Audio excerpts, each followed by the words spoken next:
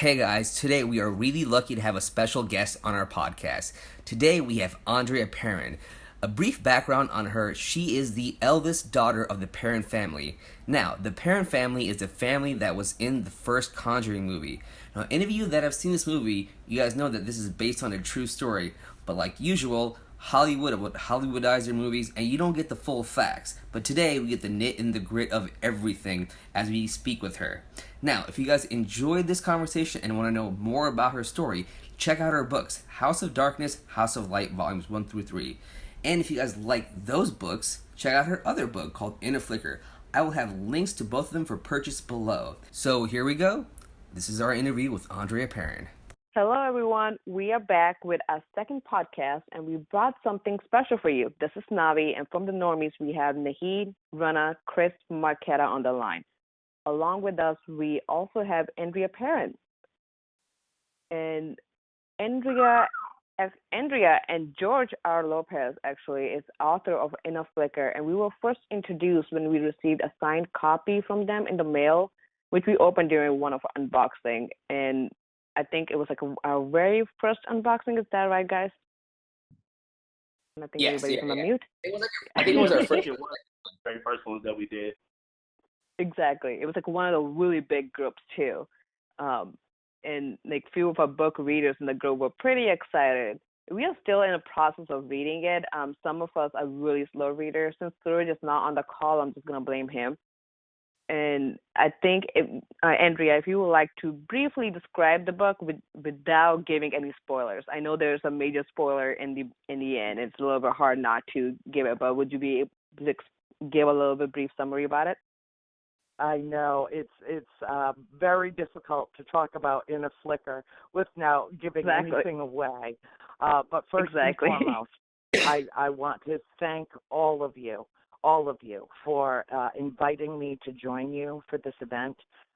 It's really a thrill for me, and I want you to understand something. You know, George brought you into my life, and he is the one that found you, all of you, and what you do, because of his love, devotion to Game of Thrones. I think that's how he found you.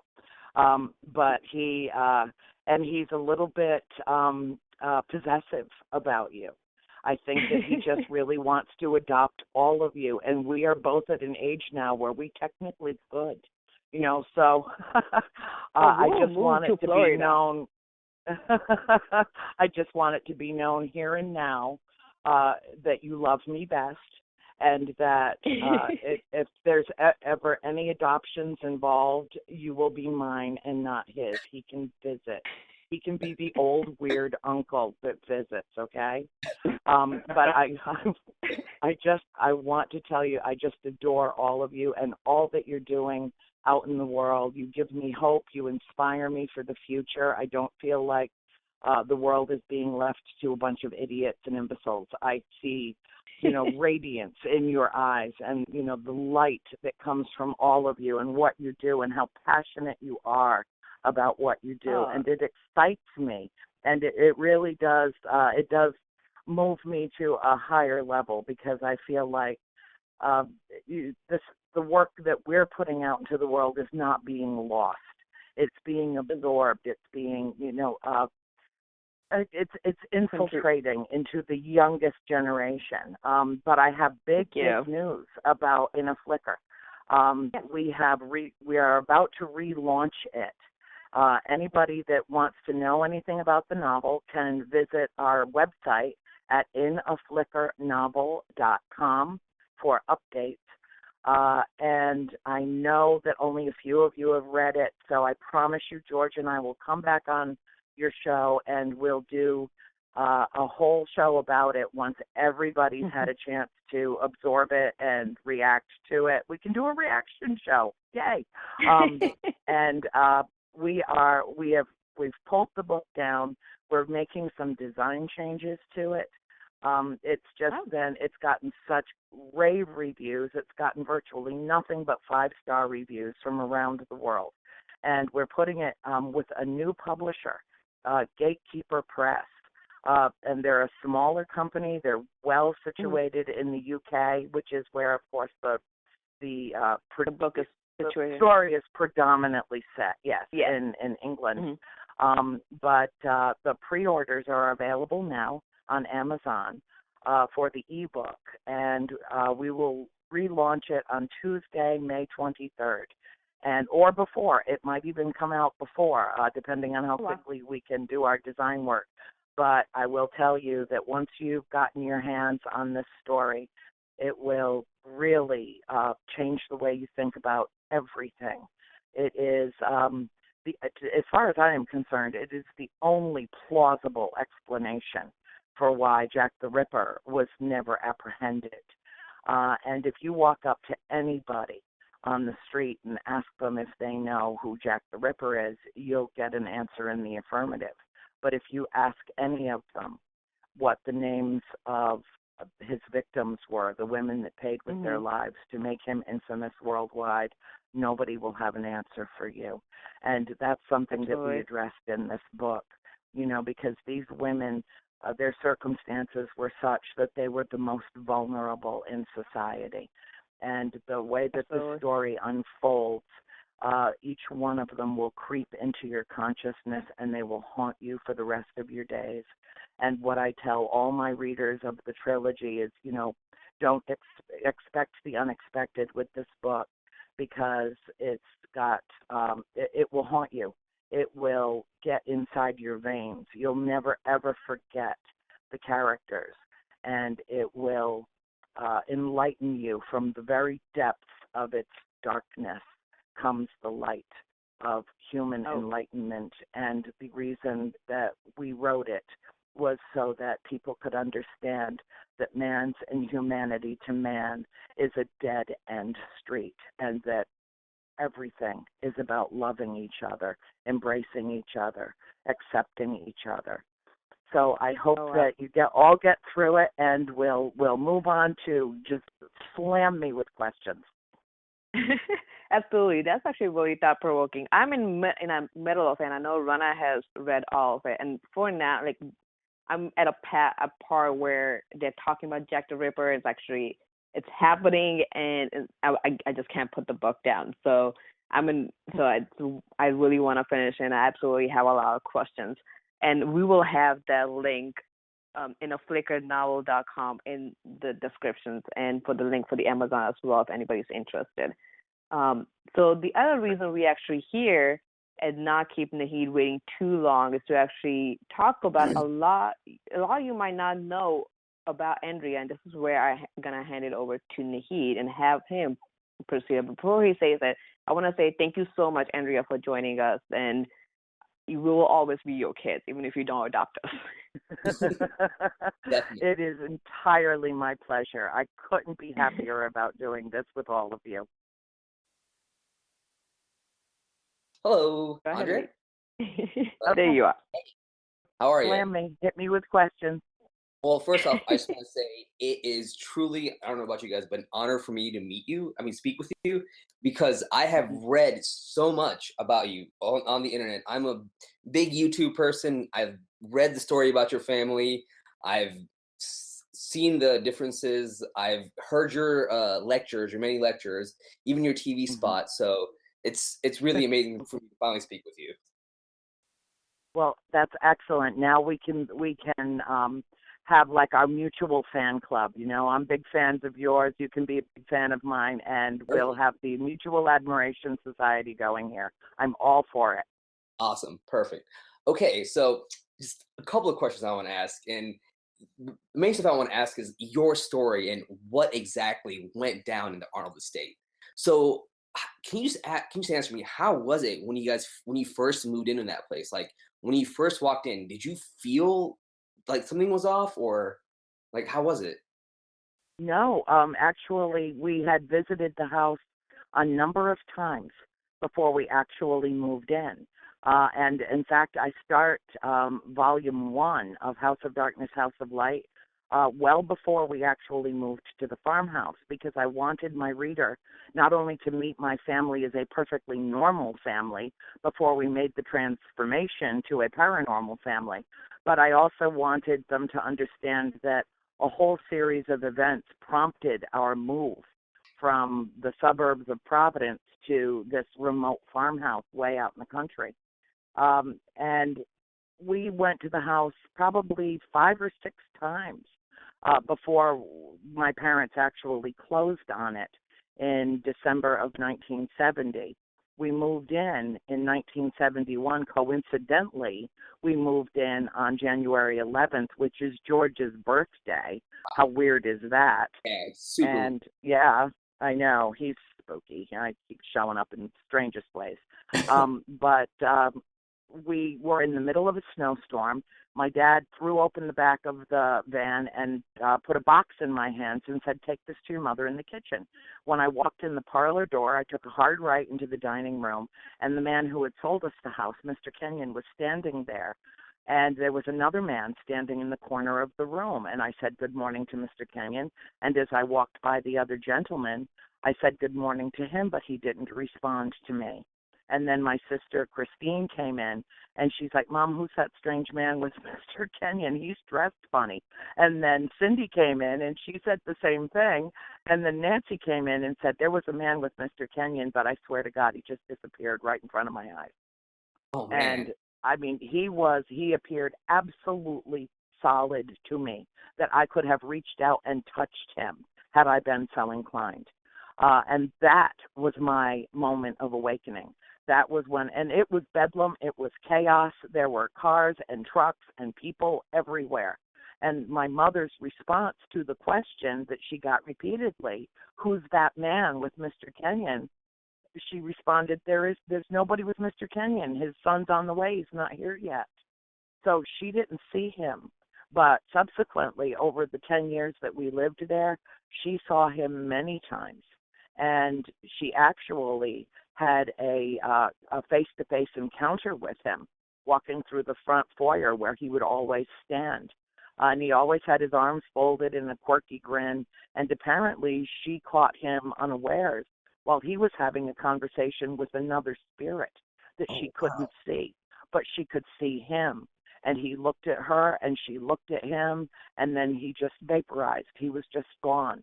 And it was an absolute solid, full-body apparition, and he was in conversation with someone else that was invisible to her eyes. So, and I'm telling you 1% of 1% of what happened in that house. The Conjuring is an excellent film for what it is, but it was highly fictionalized because Warner Brothers was terrified to tell the real story. They thought it would run people right out of the theater. Yeah, and the true story of what happened to you guys is actually far worse than what actually happened in the movie.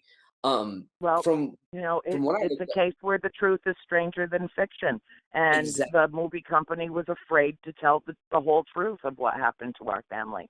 So that's why I'm writing the screenplays and have a 3-movie deal for House of Darkness, House of Light, which will bear absolutely no resemblance to The Conjuring. In fact, they didn't use a single scene from any of my 3 books. They cherry-picked information from my family, and they used predominantly the case files of Ed and Lorraine Warren, and then concocted and conjured their own 3rd story between the 2. And that's what made it to film. So there's so much there. And don't get me wrong, in the big picture, it does capture elements of our story. Good conquers evil. Love conquers fear. The Perron family endured an extreme haunting that they all survived. All of that, the audience, the viewing audience is left with those overall arcing impressions. But the real details, the fine lines of our history at that house are written only in the books. And that's why I encourage people to find them. It's easy enough to get them and to download them for a few dollars and read the whole entire story. And then it will make the movie seem like, popcorn and Pepsi time. It's just not the same. And I understand why they were cautious. And, they had some trepidation about it because, there were things that happened in the house that were so much more extreme than anything that they showed in the film, that they were trying to be careful about the viewing audience, and James Wan was trying his best to get a PG-13 rating. His head Yeah, I blew heard off about that. when it got an R rating. He was so upset. I was with him when it happened, and he told the producer, call the MPAA back right now, immediately. I want to know why it got an R rating. And they came back and said, it's just too scary.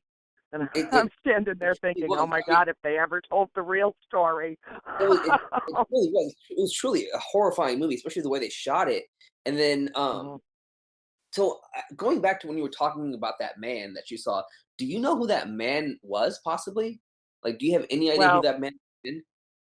my sister named him Manny. My sister Nancy named him Manny, only because he was a man and she was young, and that was as creative as she could get at the time, and she needed to give him some kind of a handle so that she could describe him, but we think it was probably Johnny Arnold, who had, it said on his death certificate that it was a suicide, but I don't think that it was.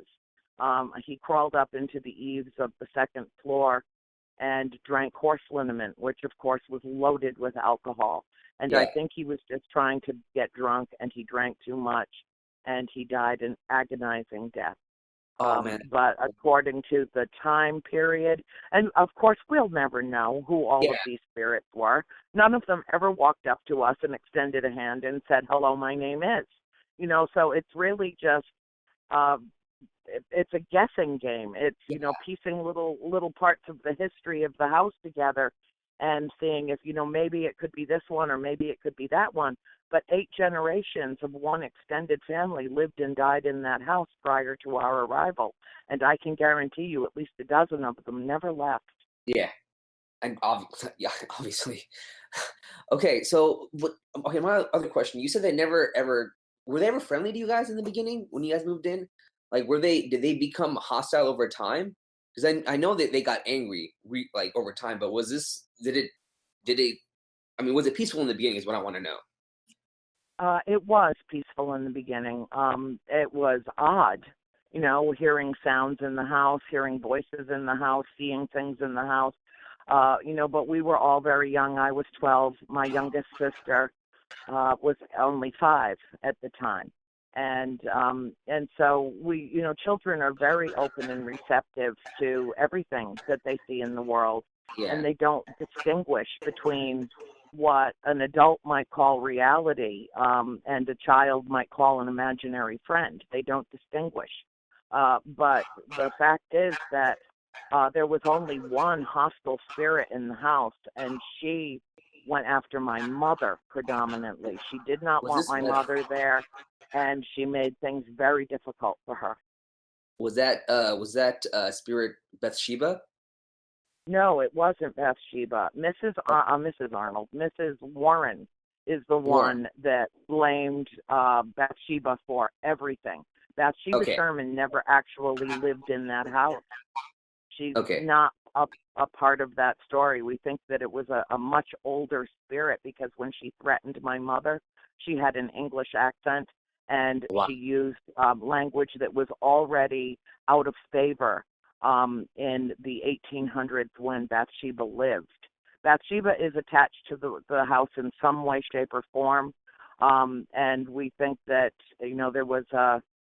there's a history there, but she was the one that was dubbed the evil spirit and that she was a witch. And, there's no proof anywhere that Bathsheba Sherman was a practicing witch or that she did anything wrong. Apparently a baby died in her care in that house, and there was an inquest, and the judge never brought it to a trial. So there was certainly not enough evidence to do anything about that, and it was dropped. But in the court of public opinion, she lived a long and miserable life being accused of, with scathing eyes, shot in her direction, accused of taking the life of the baby.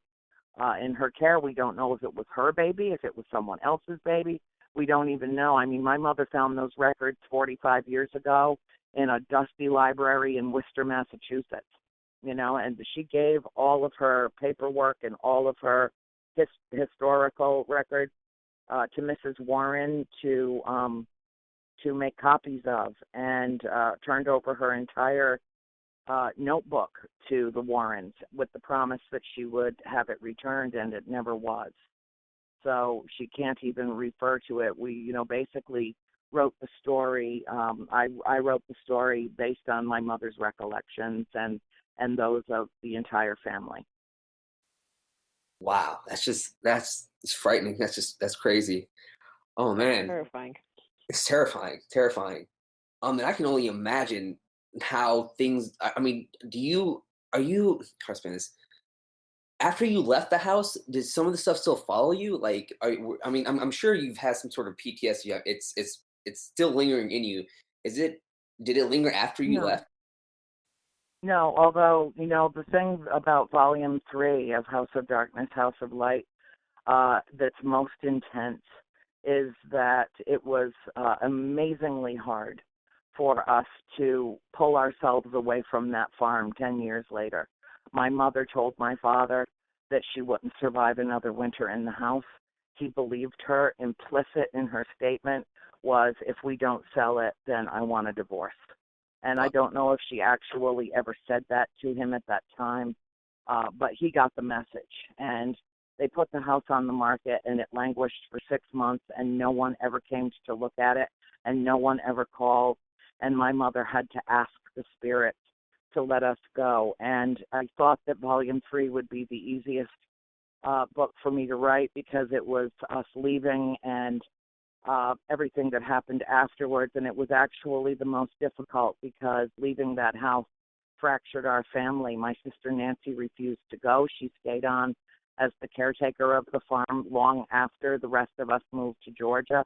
By the time she joined us in Georgia, the family had separated. Everybody was off living their own lives as adults, and we never lived under one roof again. That was our family home, and it's the only place that ever felt like home to me. My whole life, every place else that I've ever been has felt like a temporary pit stop on my way home. And I don't know what that is, but I do know that that farmhouse is a portal cleverly disguised as a farmhouse, and that there are multiple dimensions that exist simultaneously in that realm. I do not know why. I can't even tell you why or what we saw, but I will tell you that what we saw and what we experienced in that house was freaking miraculous. It doesn't even matter who they were. That they are, that they still exist, is what's so phenomenal. It truly is. You're right. Nothing else can explain it, but phenomenal. Wow. Mm. Oh man. So, Well, go ahead. so my next question for you is, I want to touch on Ed and Lorraine Warren. Obviously you've met them in real life. How were they when you first met them? They were lovely, and I don't believe for a moment that they ever meant to do us any harm. I think that they both admitted that they were in over their heads. It was more than they could handle. There was no exorcism that occurred in the house, because Ed would never, ever have conducted an exorcism on his own. He was trained to assist and only to assist. And at the time, he was the only layman on the entire planet that had been trained through the Catholic Church with the Order of Exorcists to assist in that type of ritual.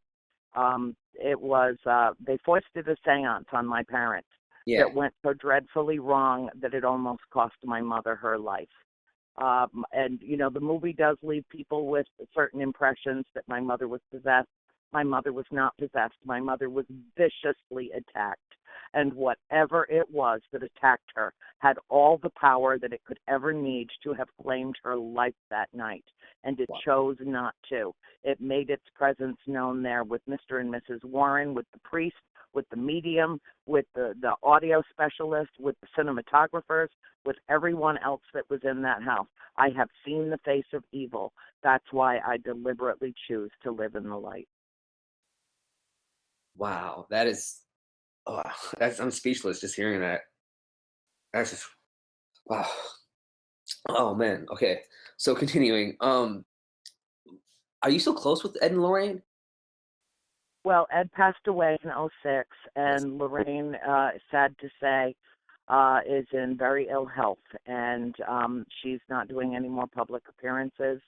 I feel there are an awful lot of people out there. Let's just talk honestly here. There are a lot of people out there that say, that they were there just to exploit my family, that, they took things from the house. They took my mother's historical research and never returned it. All of that is true.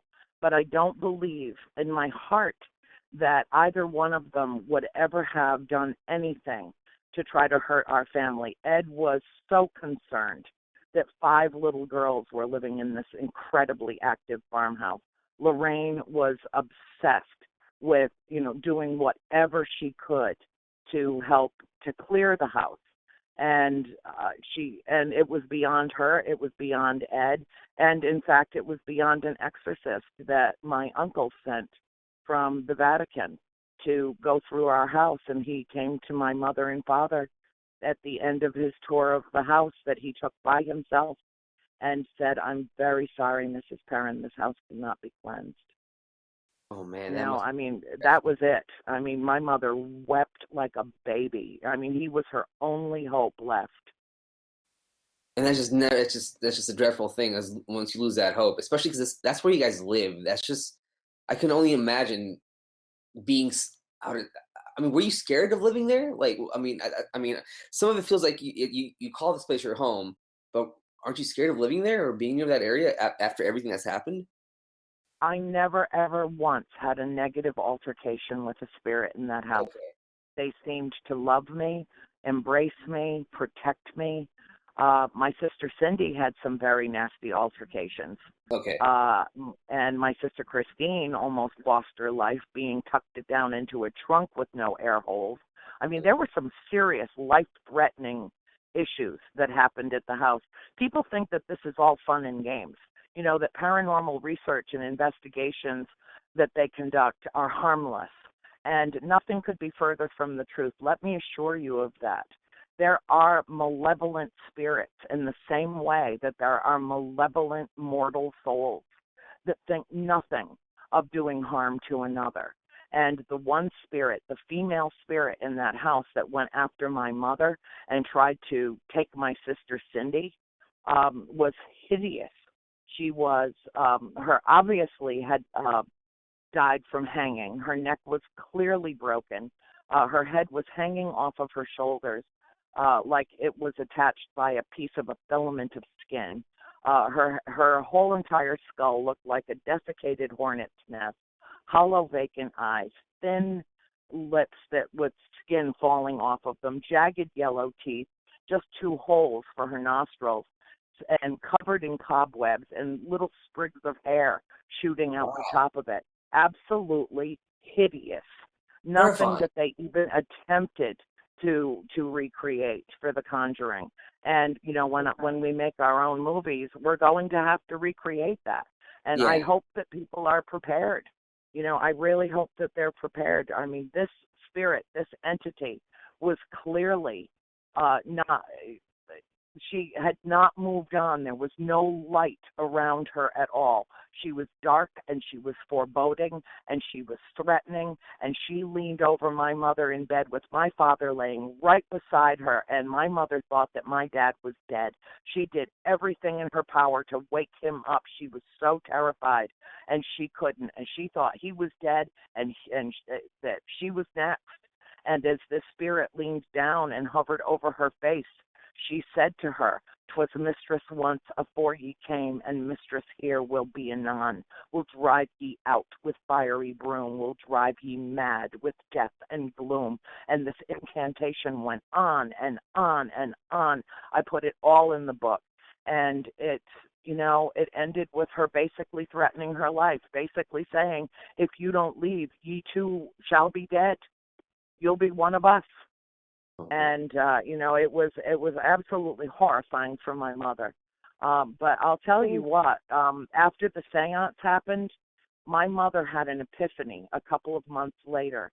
And I'll try to keep this as short as I can because I know our time is precious. But my mother had an epiphany. My mother had an awakening And, she had been tossed across the room from the dining room into the parlor. And when her skull hit that floor, we were all sure that we had just watched her die. It took my father the better part of an hour to bring her back to consciousness. He threw the Warrens and their entire crew out of our house. Nobody saw any of that in The Conjuring, but they certainly will in the movies that I make. And I'll tell you what, my mother about 2 months later had wasted away to the point where she was unrecognizable. She was so thin, she was so gaunt, so frail, and she got up late one night and asked me if I could make her some food. And I was delighted because, she'd just been sleeping and just wasting away. And, I was thrilled that she wanted to eat. And I went through the dark dining room, through the front foyer, through the kitchen, into the pantry. I was at least 100 feet away from her. And she threw a log on the fire, and she heard laughter behind her. And she turned around and looked into our dining room that was completely lighted with candles and oil lamps. There was an entire family sitting at furniture that was not our own, and they were having dinner. There was a woman cooking food at our fireplace that had been sealed shut for more than 100 years. Wow. And she looked at the family, and one of the men, there were two men sitting at the table, and one of them looked back into the parlor and made eye contact with her, and he nudged the man beside him and pointed her out to his friend, and she was the ghost. They were looking into the future while my mother was simultaneously peering into the past, and it suddenly made sense. It suddenly did. It's science. This is physics. This is quantum mechanics. All these answers will come to us when we merge science with spirituality and work hand in hand to figure out what this is, that these alternate dimensions exist around us, are part of our lives. We are all surrounded by spirit of loved ones all the time. We just choose not to see them because it's easier to live in a three-dimensional, five-sensory realm than what is the truth of our existence, which is the fact that we live in a multi-dimensional universe. Yeah. So do you believe that certain people can see things that other people can't?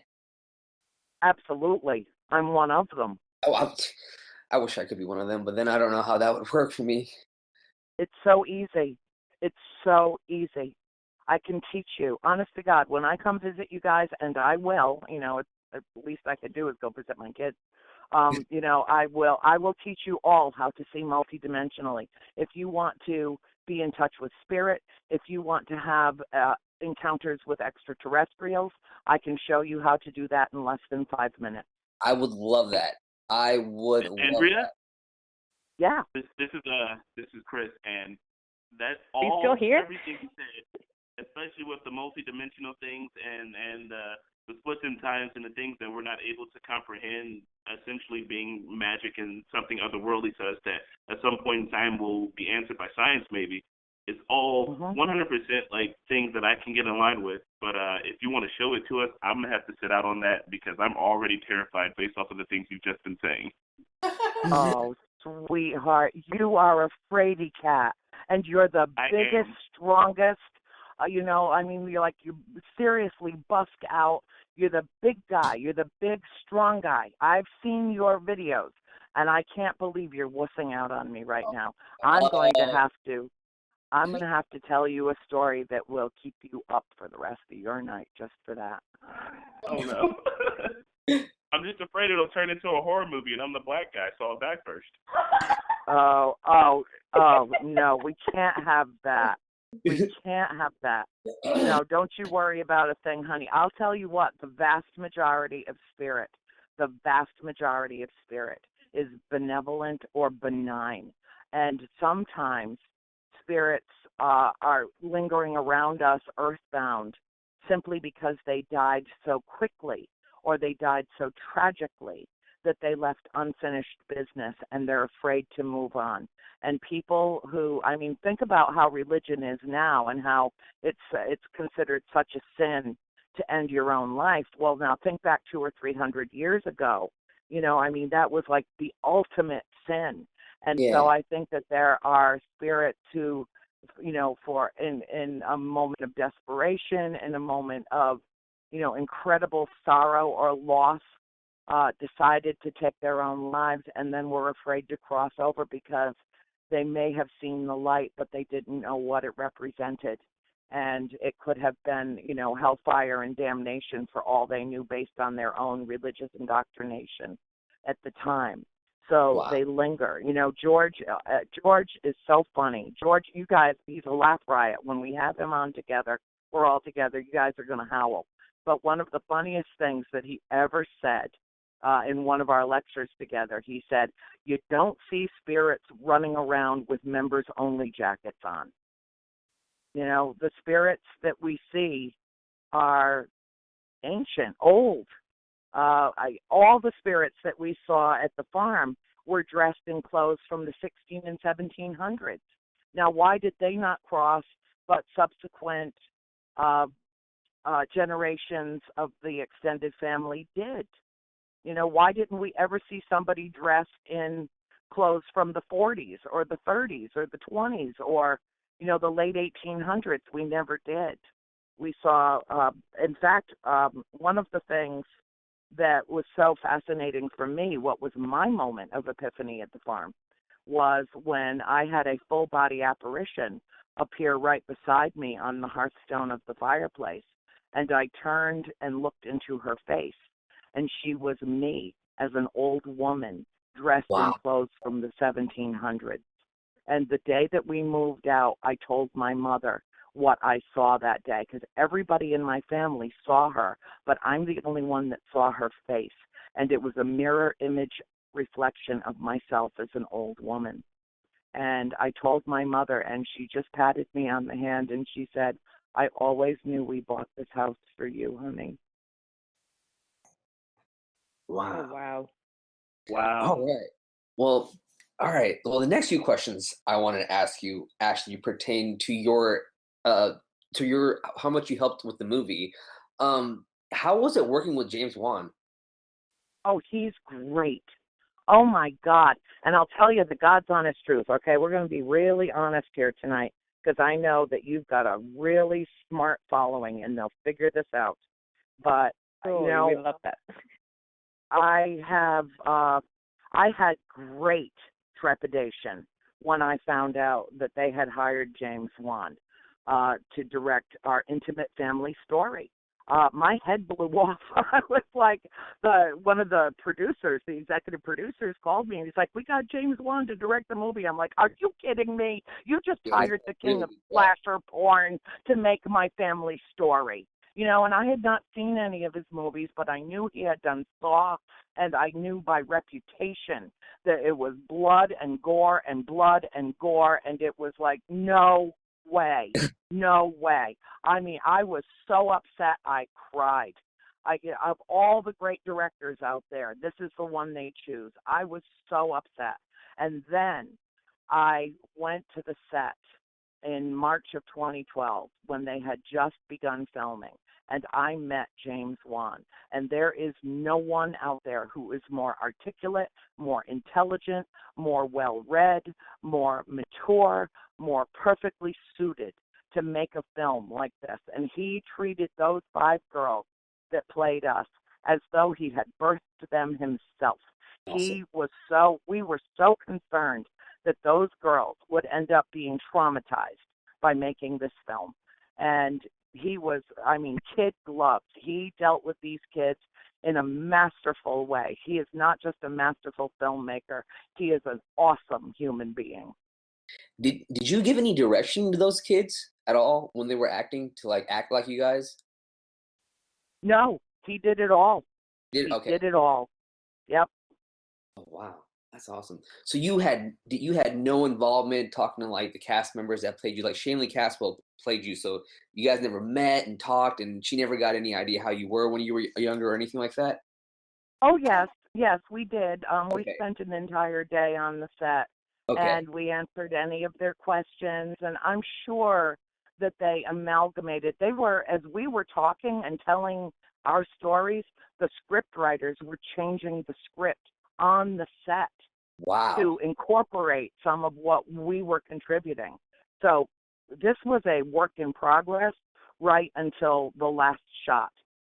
They really did. I was a consultant on the film, Okay. and it was, there were elements of it that I thought, oh God, this is so over the top. My mother would never have hovered over one of my sisters with a pair of scissors in her hands. Are you kidding me? Oh That man. was just absurd, absolutely absurd. But they had to make it for what they. I think that it's time for Hollywood to grow up. I think it's time Yeah, for I them would to agree with start. you. They need to start giving the viewing audience credit for intelligence. Our films, and I already told my producers on the trilogy, this is going to be absolutely authentic, or I don't want to do it. There's absolutely no point in making another fictionalized series of films. No. That's been done. That's been done. And I'm grateful for it because it put our story out there in a world in a way that nothing else could have. Nothing could have. The Conjuring is a $500 million film. People who really want to know the true story behind The Conjuring can get it in hand, can download it in 5 seconds. I mean, it's out there. And so I don't have any bad feelings at all about the film because it really did serve its purpose in terms of telling the grand, broad strokes of our story. But my mother took great exception to one thing, and that Yeah. is that they tried to portray our family as somehow godless heathens, like the Perron pagans or something, and that the Warrens were, devout Roman Catholics, which was true. But we were all born and raised Catholic. My father was an altar boy, went to parochial school, and he was destined for the priesthood when he met my mother. And that changed everything. We were all baptized and confirmed into the church. And our parish priest in Harrisville, Rhode Island, was so afraid about what he was hearing, about what was happening at that farm, that he approached my father, coincidentally on Easter Sunday in 1973, and asked my dad to take our family and worship elsewhere. The church turned its back on us, not the other way around. Wow. Wow. Do you know why the film Hollywood decided to make that change? Why specifically that Yeah. change? Yes, I do. They wanted to juxtapose one against the other. They wanted it to look like the Warrens came into the house and brought with them their faith. And, remember the scene where Ed Warren, Patrick Wilson, is putting a crucifix up on the Yeah. mantelboard, Yeah. and then it gets batted down to the floor. I Yep. think that they were just hopping back into the whole older notion of the film The Exorcist, and trying to Okay. bring to the surface, what are pretty standard notions in paranormal research, which is that families that are haunted or that have issues like this, that this is somehow because of a lack of faith. But if you're really ingrained in the paranormal, you know that most families that have issues like this are deeply faithful people, and it's their faith that gets them through it. It was our love for each other that got us through it. And quite frankly, over time, we all got used to it. We all got used to it. We shared space with all of them. And once we got to the point where we accepted their presence in the house and showed them the kind of respect that was due to them, my mother always said, you show respect for the dead. This was their house first. When she finally came to terms with it and understood, we were not allowed to make any disparaging remarks about them or anything like that, because Yeah. my father got mad at one of them one time, and he hurt her feelings so badly that she wouldn't come near him again for months and months afterwards. Wow. These spirits retain elements of their character that they had in life. And I don't know if their energy is what, projects to us what they want us to see of them, or what. I mean, there are many, many questions that you could ask me, and I can legitimately say, I don't know. I don't know. I do know that it wasn't an optical illusion, that it wasn't mass hysteria. It was a true integration with spirit in that house. And I don't know if it was because, a loud, rambunctious family moved in that triggered all of it, but I will tell you that we found out after moving into that house that it had a reputation for many, many years in the town, and people knew that it was haunted. And Mr. Kenyon, who lived there for many decades, after lived there with his wife, she inherited the house. She was originally from the Arnold family, and then they married and they raised their son in that house. And we found out after we moved there that there was never, ever a time that anybody in that area drove past that house at night, that every single light in the house was on. It just lit up the landscape. And Mr. Kenyon even said to my father the day that we moved in, he said, Roger, for the sake of your family, leave the lights on at night. And my father didn't understand what he was trying to tell him. Wow. All right. Well, I have one last question for you.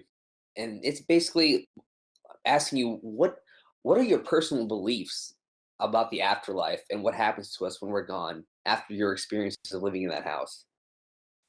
I wouldn't call it a belief. Perhaps in my younger years, it was foundationally a belief, but there is a quantum leap of difference between believing in something and knowing it. And Gotcha. I know for a fact that there is life after death, that death is not an end, it is merely a beginning, and that we have a soul and we have a spirit within us that lives on. We are pure energy, and that energy transmutes into another form. It does not die. Nothing ever dies. It's recycled. And I live fearlessly, not recklessly, but I live fearlessly, knowing that I don't have to fear death, that it's just a step in the evolutionary process of the human soul, and that it is actually a beautiful process. And we just buried my baby sister a month ago. She died of an accidental, thank you very much, shocking to all of us, threw our whole family for a loop. And, I was talking to her yesterday after she pulled one of her little tricks on me, and I said, April, you know what? You're not even giving us a chance to miss you. You're all over the place. She's everywhere, omnipresent around all of us. And that is bringing us so much comfort. I can't tell you why our family sees what some others don't. I don't know if it is because of saturation with spirit activity as children, if we were all born with this, if we were supposed to live in that farm. I really believe that we were supposed to live at that farm, and then 30 years later, I was supposed to drop everything that was going on in my life and sit down for 7 years to write these 3 books. It is that important to humanity. And I have got so many people that write to me who say, because you had the courage to tell your story, because your family is this brave, I now tell everyone the experiences that I kept a secret my whole life. So it unlocks, it's a key. This story is a key that unlocks people's consciousness, that allows them to share their own experiences in a way that they never have before. And I don't understand why it is the way that it is, but I welcome it. I embrace it. We all need to understand that we are now in a period of rapid evolution in terms of human consciousness, and that we are moving from a 3-dimensional realm into 5-dimensional realm, and the spirits are in the 4th dimension. And as we make that cross, many, many more people will be able to sense and feel and hear and even see spirit around them as we, as the human race, evolve through this period. So there are those like myself and George and so many others who are really in the forefront of the paranormal pseudoscience. All existing science began as pseudoscience. And we're right on the precipice now of proving beyond any doubt for any thinking, feeling human being that we are not alone in this universe, that everyone who has come before us loves us, watches over us, and that there is, you can call it whatever you want. You can call it God, you can call it Prime Creator, you can call it whatever you want, but there is a cohesive, loving, truly benevolent source of energy in this universe that is the creator of all of us, and we don't die. Wow, that was truly beautiful. That was awesome. Well, those are all the questions I have for you, and I just want to say that it has been amazing speaking with you. I'm completely shocked, and it's been great. Any of you guys have any more questions? Navi, No, Chris? I think I have a lot to think about, but no, I think I'm good. This has been really Well, enlightening. you It's guys it's been all have great. my personal number on speed dial, or you should. So if you have any further questions personally, feel free to contact me. I would be happy to come back at any time and answer more should you want to add to your podcast, because for me it's all about getting this message out into the world, and it is a message of hope, because how many people fail to live fully because they're so afraid to die. And when we embrace that fear and accept it as part of our humanity, we begin to live freely. And that's when we really, truly begin to live. Wow. Marquetta, anything else? Navi, anything else you guys want to say? Rana? No, I just wanted to thank you for speaking and enlightening us. This was very beautiful to listen to, and I hope to speak to you again soon. Wonderful. I look forward to it. Thanks, Mom. You're welcome, my darlings, my precious little angels. You are where my you live. Well, at least one of you is in Bloomington, Indiana, which is where my publisher is for my trilogy. So when I come up to that area, I'll just barge in and pull up a spot on your sofa, and we'll watch some Game of Thrones together. Okay? Let's do it. More than welcome. Or The Conjuring. I get to see The Conjuring for the umpteenth millionth time. That'd be great. Oh God. We'll be hiding behind the wall. Like, I'll just sit there and go, that's not true. That didn't No. happen that way. No, that's not true. That didn't happen that way. But I will tell you, there's one thing that I wanted to add, and it's absolutely mind-blowing. There are scenes in that film that nobody working on that film could possibly have known about, including the scene where the camera rounds the corner into my bedroom, the girl that plays me is Shanley Caswell, and now watch the movie again. You'll see a picture of a white cat, a folk art drawing of a white cat on her mantel board. I almost fell out of my theater seat when I saw it, because I have that picture hanging in my office. I've had it with me for 46 years of my life, and they didn't know it. It could be paint by number. All I know is that I fell in love with it, and it was given to me as a gift when I lived at the farm as a child, and I've had it with me ever since. There's no conceivable way that they could have known about that, and there it was. And that's a cosmic kiss. That is a kiss from the universe saying, you know what, no matter what, it's all right. It's all right. Your real story is out there. But I'll tell you what, it blew my mind wide open when I saw that. There's a scene where Cindy runs through the house and she's got wind chimes to go hang on the front porch. We had an identical set of wind chimes. They chose the identical pattern of wallpaper that we had in our farmhouse, and they never saw any inside photographs of the house, and on and on and on.